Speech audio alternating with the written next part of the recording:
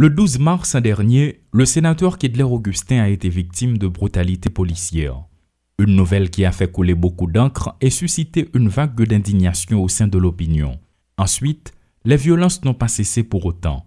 En pleine campagne de sensibilisation contre le coronavirus, l'artiste Jean-Jean Roosevelt s'est vu inscrire sur la liste des victimes le 3 avril.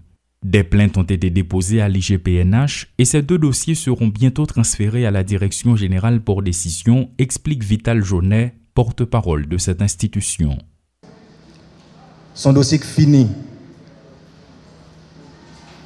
Début semaine prochaine, disons lundi ou mardi, l'a acheminé au directeur général, y compris les dossiers de l'artiste chanteur Jean-Jean Roosevelt. Donc, 2 dossiers, ça y est fini. Malgré la réaction du secteur des droits humains qui a fermement dénoncé le comportement des agents de la PNH, ces violences se sont poursuivies. Dans la soirée du 28 avril, le journaliste Georges Allen a fait les frais de la colère des policiers. Et la liste n'a fait que s'allonger ensuite, avec Patrick Benoît qui a passé un mauvais moment le 5 mai entre les mains des agents des forces de l'ordre. L'inspecteur Jaunet fait le point sur ces 2 cas.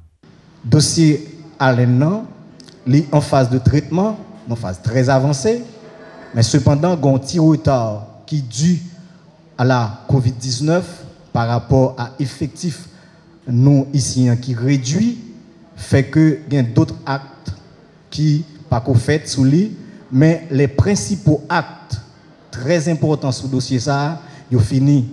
Il y a des démarches qu'on fait avec CSPJ qui c'est organisme de tutelle pour être capable de faciliter l'entretien entre juge et inspection générale. Et une fois que juge sa inspection générale entretenu avec elle, l'a identifié ensemble de policiers qui étaient accompagnés le jour incident et produit. À ce moment-là, une enquête qu'a ouvert. Il existe des dossiers similaires impliquant de simples citoyens, ajoute l'inspecteur Vital Jaunet. Il invite en même temps toutes les victimes de brutalité policière à porter plainte. Une dame qui était dans la zone Champ-de-Mars, qui était victime de brutalité policière à travers les réseaux sociaux, tout le monde a regardé. Malheureusement, l'inspection générale n'a pas gagné l'identification d'Amza. Elle a cherché des éléments qui sont capables de permettre d'identifier. Et une fois que l'identifié d'Amza, et gagné une plainte formelle qui potait, et à ce moment-là, gagné une enquête cap ouvert.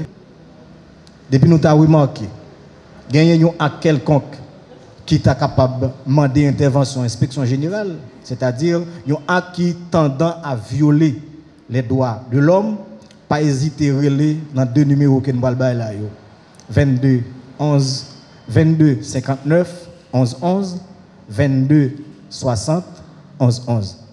Entre mars et mai, 4 personnalités publiques et plusieurs citoyens ont été brutalisés par les agents des forces de l'ordre. Les coupables sont-ils toujours en fonction? Quel sort leur réserve l'inspection générale? Sur ce point, Vital Jaunet ne veut pas s'aventurer. Et loi font enquête, il faut éviter pour pas léser et moun qui porte plainte là et moun qui mise en cause là. Maintenant, s'agit-il de est-ce que policiers yo a travail ou pas? Moi dis déjà.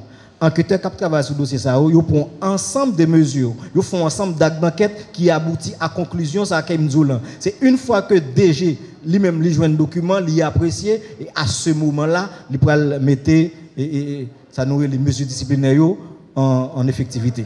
L'inspection générale de la police nationale d'Haïti fonctionne à effectif réduit. Seulement 30% du personnel sont présents, ce qui entraîne des retards sur le traitement de certains dossiers.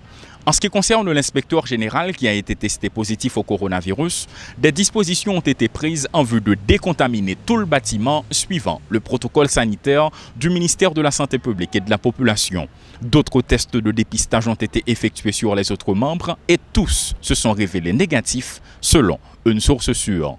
Et les situés Lassin et Rudolph Pierre-Louis pour Télémétropole.